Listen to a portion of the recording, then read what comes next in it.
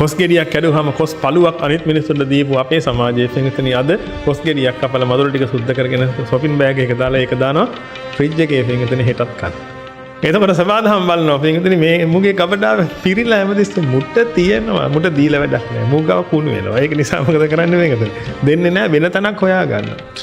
වෙන තැනක් හොයා ගන්නවා දෙන තැනක් පින්විතනි අන්න එතනින් දිගටම දෙනකොට ඔබේ කොස් ටික කාලි වෙනකොට ඔබට දැන් ලොඳක් නැහැ කන්න පින්විතනි මොකද හේතුව? සබාදහම දැන් ඔබව පාවිච්චි කරන්නේ නැහැ. ඔන්න ඕක තමයි පින්විතනි දෙනකොට ලැබෙන න්‍යාය.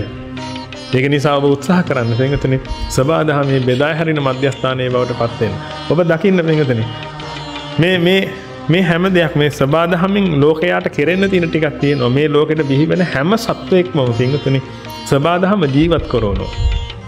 ඔබ උත්සාහ කරන්න එහෙම ඩිස්ට්‍රිබියුෂන් සෙන්ටර් එකක් වෙන. ඒකට කරන්න තියෙන්නේ දැන්ට හිස් කරන්න ගබඩාවක්.